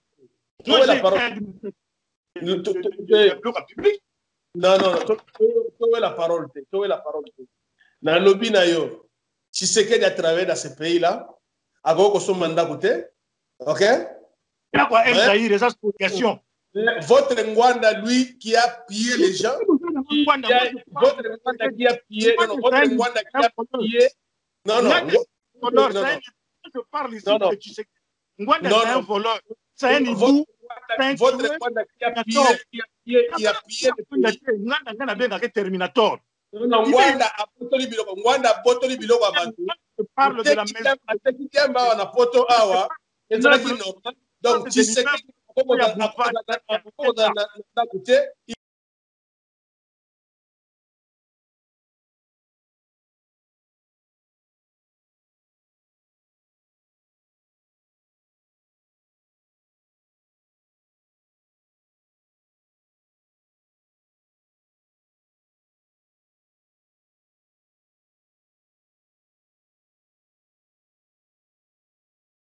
Alors, Bandeko, je pense que na 4 minutes et tikalito clôturer, tu continuer le débat prochainement. Et ça plaisir mingi quand même comme on a souci Bandeko bazana ngopona ko meka ko trouver solution na makambo ya Congo.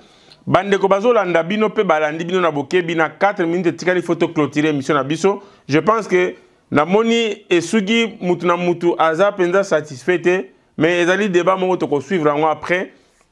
Je pense que Ndeko Edo, merci beaucoup na préoccupation malgré peut-être vous êtes insatisfait, peut-être na bande comme ça insatisfait, mais ego parmi bateau balandi bino, ils ont peut-être profiter bazu quelque chose de bon, que ça soit na part il y a que ça soit na part il y a yo résistant et aider quand même, c'est pas décevoir batunyo sauter et aider peut batunyo sauter pour moi ndenge na moni boké na débat na bino, mais quand même ils allaient quand même bien parce que na esprit to senga ki yango na peut-être toke nango.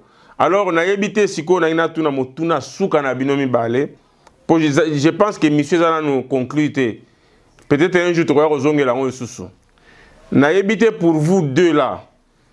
Critère ya un bon président na Congo actuellement. Et gozala nini selon binomi balé na bandana nani. Oya moni a se sentir prêt à koloba.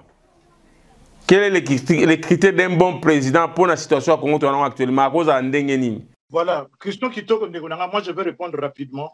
Le Congo actuellement souffre d'un problème d'occupation parce que les simple à démontrer, celui qui est à la tête du pays, c'est un Rwandais. Ça a été prouvé par le rapport Mapping. Il a été cité comme combattant Hippo. Il a été cité à preuve des alliés belés, il passe en aïe, à Botamagui, mon côté. Parlement belge et le Parlement européen et le Bela Yango, Yemoka démentir en côté.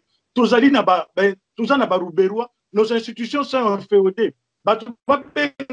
infiltration ou occupation dictatoriale, le pays est entre les mains de Rwandais. Toutes les machines de gouvernance, les institutions régaliennes sont contrôlées par le Rwandais. Donc, ça, le rôle de Nabiso Lelo Oyo. Nabiso, Mopaya Koti, Abadi Kobek, Biso Azo, Vereba, Maman, Nabiso, Osala Biso, alors Mopaya Wana, Azo, Yakoye, Biso, beaucoup de choses, preuve que télévision, Biso, Kimimba, Otokomi, Oswana, Biso, Nabiso, Toluka, preuve.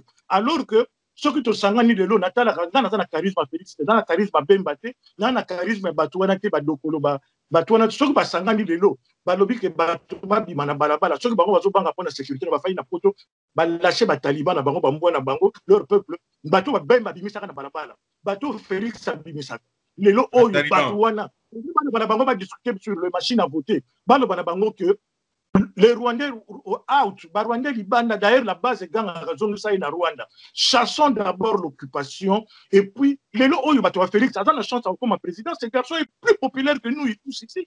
Batou Bazali Belé Bazana Batou. Bazab et tu vas donc ce garçon a une critère d'un bon président pour la situation Mbokalelo. Et ça la libération et ça la critère. Situation actuelle, on n'a pas besoin d'un président, on n'a pas besoin des élections. On a d'abord à chasser l'occupation dans notre pays. On ne peut pas mettre le charia avant le bœuf. Après, tout il y a une élection. Ce qui est là, au service élection. Ou bien, à qui a service élection normale, juste, équitable. Que le meilleur remporte. Il y a un monopole, il y a pour décrire qui est président de la République. Quand on a un monopole, que le meilleur remporte. Mais tant qu'il n'y a pas d'élection, ils ont perdu d'avance.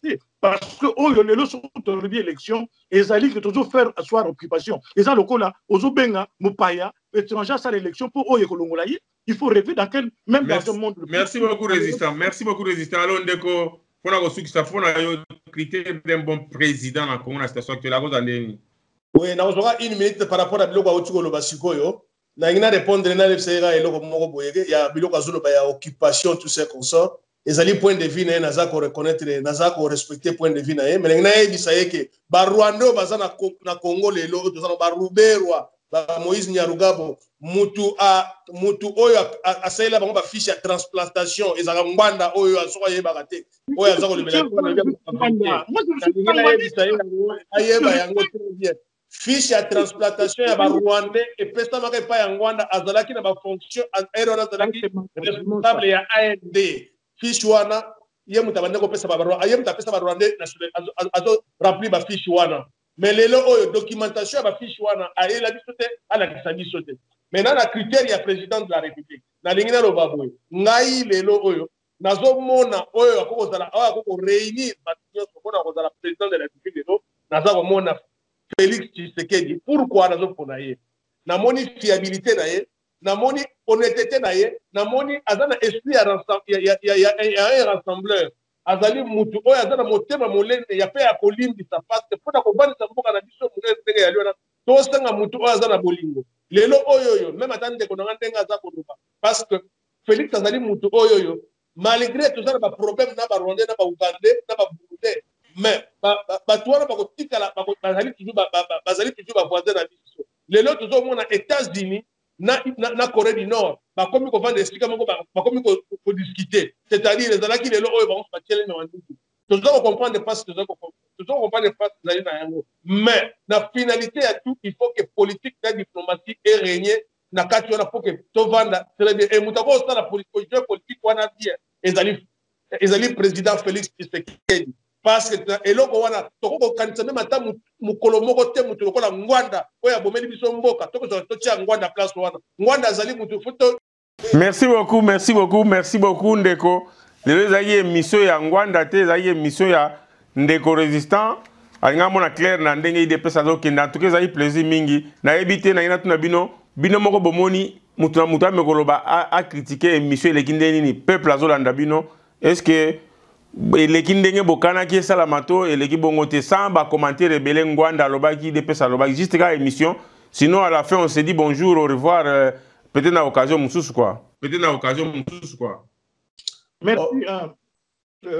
merci Ndeko Nangai émission eleki bien j'ai beaucoup de respect na Ndeko Nangai mais baye ba l'avenir ba aider Félix parce que aza mwana mboka il mérite qu'on a la président azana mutolo comment pour empêcher mais ba lacune en communication a levé yango a yela biso diplôme na ye ba yebisa biso pa ba kudi papa ba yebisa biso mbongo bazwaki ya kopesa par 100,000 wana eutaki place nini et puis ba yebisa biso azala claire transparence na gestion na ye eko aider ye mingi garder le silence ndenge alobaka ke ayok akipaka batu wana balobaka mpona ye te ezali wana ezali faux fuyant qui ne dit rien consent. Merci ndeko na ngai. Merci beaucoup alo ndeko mpona kosukisa ngai na kosukisa na koyebisa kaka ndeko na makambo etali neti mbongo ya Imperium soki ayebi apesaki Alex biso reçu mbongo na ye wana ekozonga mais soki ayebi apesaki eloko te atika spéculation de 3 soki eloko azali soki azali membre ya IDPS te tozali obligé te kopesa ye rapport nyonso makambo ya IDPS ou bien makambo nyonso ezokana kati ya IDPS pendant koza membre ya IDPS te. De 3 Félix aza na eloko moya koyeba kosistifie pa ya bato te lelo oyo na tikali komona te moto atuna Mobutu diplôme na ezalaka wapi mais soki Félix ayebisi bino Félix ye moko na ekolo ayebisi bino ke na tanga place boye na toza na ba 21 candidats kuna bazali kuna na moni ba candidat ba kotuna bango ba place batanga ba classe te mais il y a Félix lokola azali mwana ya Tshisekedi donc il y a azali bête noire tout c'est la main nazo sepena ndeko na ngai mais leo na kosenga na ye kaka ke non atika kanda na débat azala poser kanda ekosala nango eloko moko te mais discours wana azala discours mingi ezali discours ngwanda parce que ata solo nana mutano mona kaka ke no discours na ezala ngwanda or ngwanda azali référence te na mboka na biso ngwanda nde mutamemeli biso ba Rwandais ngwanda nde mutakotisi biso ba Rwandais. Merci beaucoup ndeko. Alors na sepeli kopesa bato nyonso mbote balandaki biso oyo akozala bamonaki ke mwa voie mataki balindisa ezalaki na ndenge ya mongongo ezalaki na ndenge ya kanda te bayoki mafinga na kati na biso ezalaka te biso bana ba IDPS tozalaka éduqué bien papa na biso alakisa biso mafinga te alakisa biso apesa akotisa biso esprit ya débat yango nyonso encore. Merci beaucoup en tout cas, merci beaucoup Nabino Mbale ndenge bo acceptaki débat oyo. C'est comme ça que tokotonga pe mboka eko aider peuple na esika mwa badoute ezalaki lokola pe ndeko azaki pe na badoute ndenge moko pe bandeko mususu pe na kati émission ya lelo badoute etikali kaka lokola pe ndeko mais ba mususu pe na kati pe ba profiter le mususu ba place mususu badoute elongwe. C'est comme ça toko aider peuple na biso. En tout cas ezali plaisir mingi kozala na bino Mbale et merci beaucoup na bato tout bolandaki biso sur www.cstvrdc.com. Merci beaucoup Nabino Touboulanda biso na décodeur CPLA TV canal 130. Et merci beaucoup Nabino Touboulanda biso na page Nabiso ya Facebook CSTV ou page Nabiso ya Maître Dona. Nde tokutani mbalasima na débat mususu pe na peut-être sujet mususu pourquoi pas. Ciao ciao.